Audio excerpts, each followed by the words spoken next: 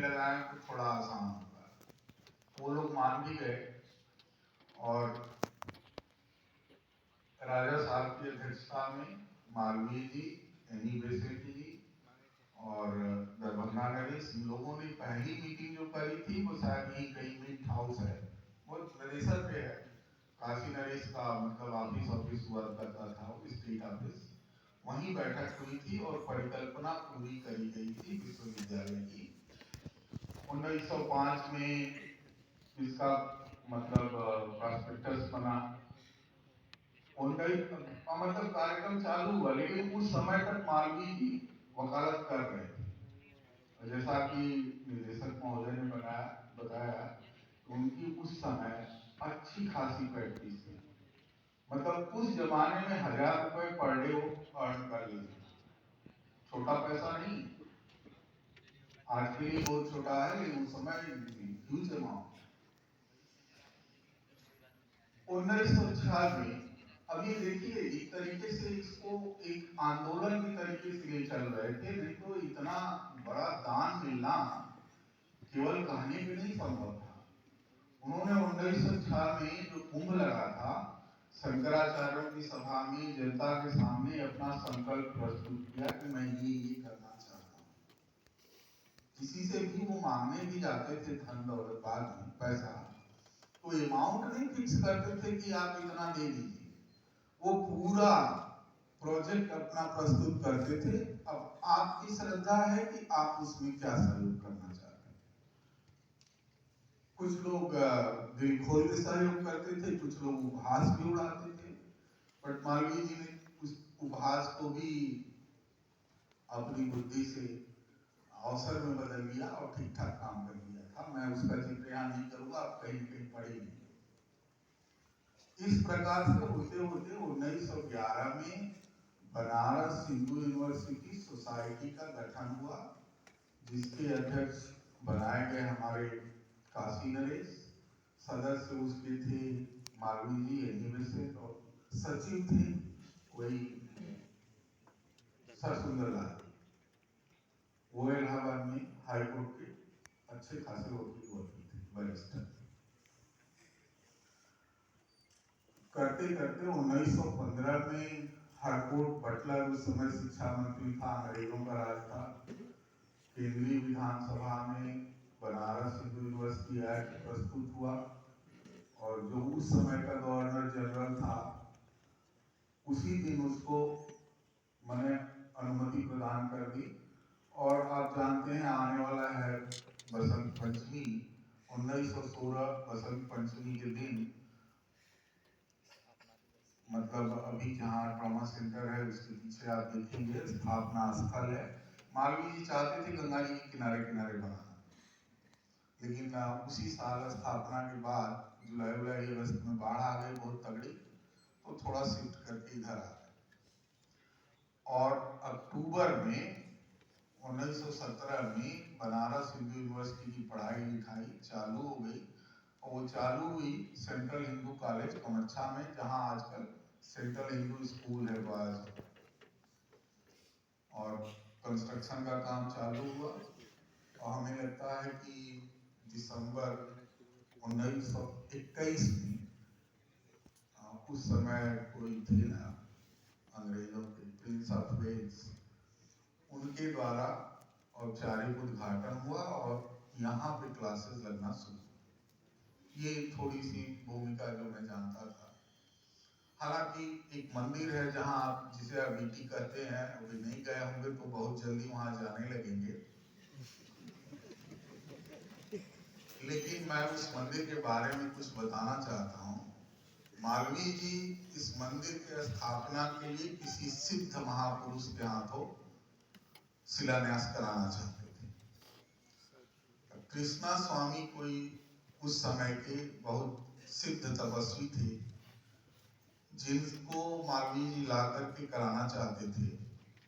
और सनातन धर्म महासभा के जो प्रधानमंत्री थे कोई गणेश गोस्वामी जी, उनको जिम्मेदारी मालवीय जी ने दिया था। और उस तपस्वी सिद्ध महापुरुष को मनाने में गणेश स्वामी जी को 4 साल।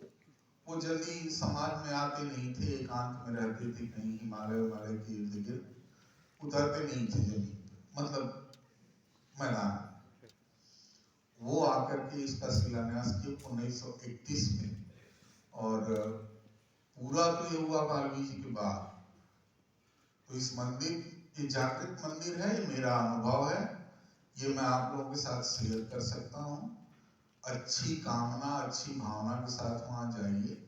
शंकर जी भी जागृत है, नंदी जी भी जागृत है,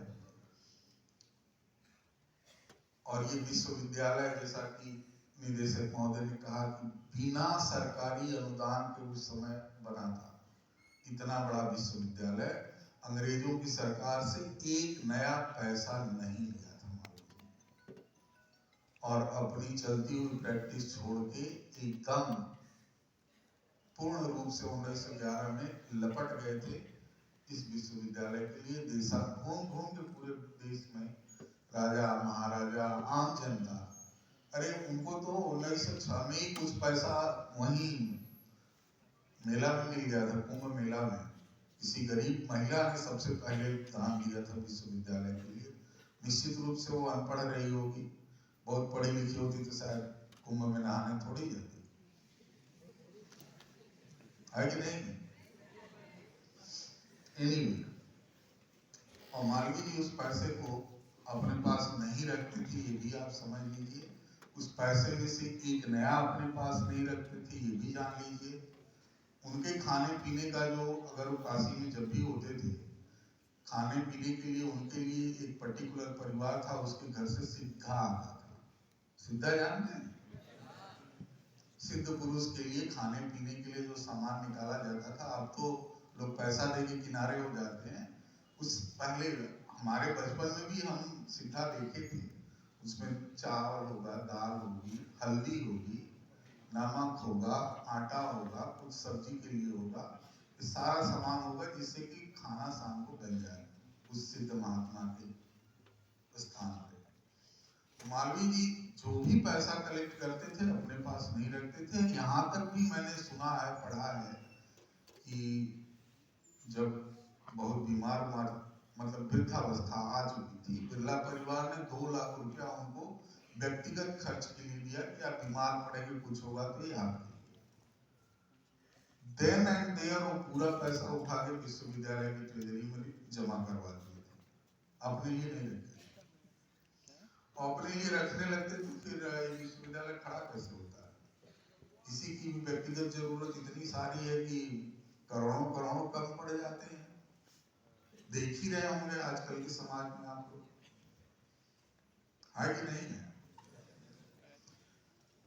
अब मालवीय जी आप लोगों से अपेक्षा करते हैं कि आप लोग पढ़ेंगे, लिखेंगे, उनके डायरी में लिखा हुआ है कुछ सेंटेंस, उसको पढ़ लीजिए, वही अपेक्षा करते हैं।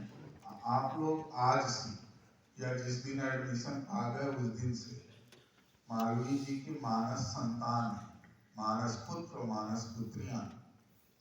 तो आप लोगों का एक्ट, कोई भी काम विश्वविद्यालय में, विश्वविद्यालय के बाहर ऐसा नहीं होना चाहिए जिससे मालवीय जी का नाम खराब हो।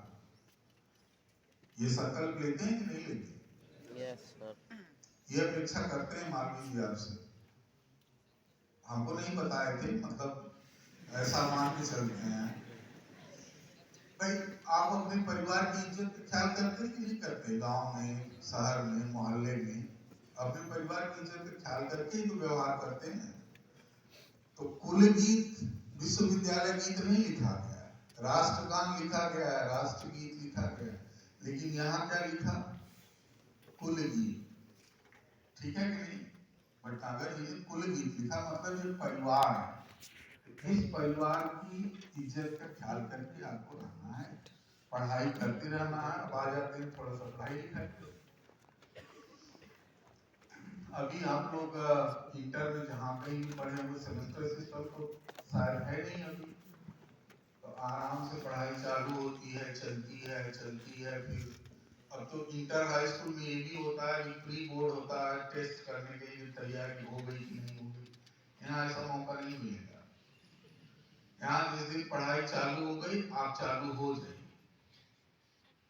अगर रोज रोज पढ़ते रहेंगे, साइंस है ना, इतिहास भूगोल तो है नहीं कि चलो एग्जाम टाइम में पढ़ लेंगे हो जाएगा। मतलब मैं हकीकत बता रहा हूँ। अगर हंस के इसको उड़ाना है तो फिर रोगे, घूमोगे पीछे पीछे, फेल हो गए फेल हो गए। रोज रोज अपना लेक्चर जो क्लास में दिया जा रहा है तैयार करते जाओ, कोई झंझट नहीं, बड़े आराम से पास करते चले जाओ। जहां होल्ड किए कि चलो आज थोड़ा लंका घूम आते हैं, कल पढ़ लेंगे, वहीं से गाड़ी ट्रैक से उतर जाती है। और कब मिड टर्म आ जाएगा पता नहीं लगेगा।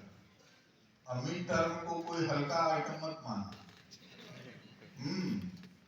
पास होने के लिए और ग्रेड अच्छा लाने के लिए, दोनों काम के लिए मिड टर्म बहुत बड़ा सहायक है। अच्छा हो गया तो आधा काम पास होने का यही हो जाता है, और ग्रेड में भी सहायता करता है। क्योंकि यहाँ अगर नंबर नरम हुआ तो 70 में पूरा करना बड़ा भारी पड़ जाता है। 30 नंबर का मिड टर्म होगा, 25 का मिड टर्म, 5 नंबर कुछ और क्विज करके 30 नंबर का सेशनल होता है।